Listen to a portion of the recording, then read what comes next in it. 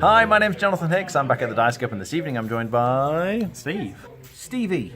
Chantal. DJ Smith. And we just finished playing the Chameleon, if you can see that. It's a bit like Spyfall, if you're familiar with that. So there's going to be this grid that always appears in the middle. There's a whole pile of these, so there's different topics. But this one we've just finished playing is historical figures.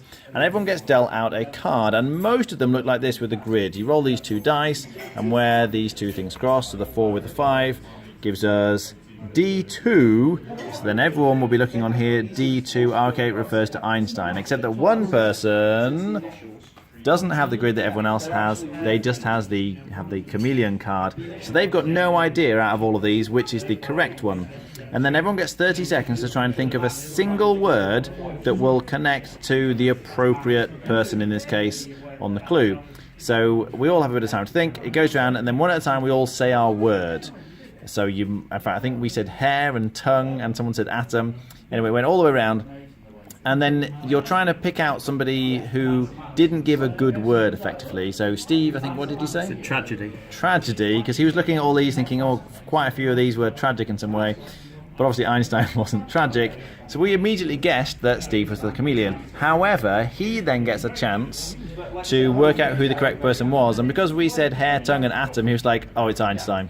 So actually, he managed to win. So you have to try and out the Chameleon without giving it away too much with the word clues that you give. So as I say, like Spyfall, but much quicker really, because you just have that 30-second thinking time, everyone gives a quick word, then you vote, and it's over. All right, what do you think? Yeah, this is very comparable to Spyfall because it's the same sort of thing you're being tested on. And I think it does a couple of things very well. The fact is that you've got so much scope for all these cards with 16 things on each. And the problem in Spyfall is that if you were the spy, the book is the only idea you've got to try and work out where you are, unless you know all the locations, like 20 in there. But this being out all the time, looking at it, you don't need to worry. You can just say, right, they're all similar, I'm going to say something, hope I get away with it. If I don't, I can do that. I don't kind of have to panic. And the other thing it's better than Spyfall is that it's... In Spyfall, you can get people who can't think of a good question. Here, it's strictly timed, and you can get that point where if you're the Chameleon, you really don't have a clue. Just say the word that the person to the right of you said. So unless you're going first, you can just repeat a word and hope, sorry, you said the same word as me, and see if that helps you get away with it. So those people who kind of are a bit more indecisive, even though this is a quicker game, it's actually a bit better for them. Okay. Steve? Yeah, I agree with my namesake. It's a lot like Spyfall. I think it's a little bit better, to be honest, because it's a lot quicker. You don't have time to think about it. It's all very very quick and very snappy, and very, very enjoyable. Okay, Chantal? I really like it for all the reasons that Steve mentioned. I'm just going to say something. The design makes it sometimes a bit confusing, and it's very easy to get lost in the grid and then to go with the wrong answer, even though you're not the Chameleon, and just kind of ruin the game a bit. But because it's so quick, it's actually fine because you can start over again. So that's a good one. David?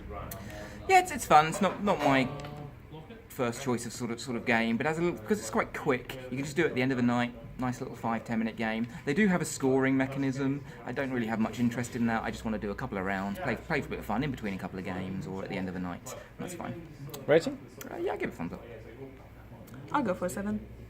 Yep, 7. I think I prefer this to Spyfall, actually. I don't know if it's got longevity, but I'm going to go 7.5. Okay. I've played Spyfall quite a lot, and I've been umming and ahhing about it, and come to the conclusion I really don't like Spyfall. And as Steve said, the thing about it that I'm not keen on is the whole problem of having to ask and answer the question when people are just not sure what to say. And it's really fallen flat on quite a number of occasions. But this is so quick, and you only have to think of one word, so it just works. I think it's a lot better than Spyfall, personally, but just provides that same feeling. I'd be on a 7.5 out of 10. I very much enjoyed this one. All right, thanks very much for playing. That was the Chameleon.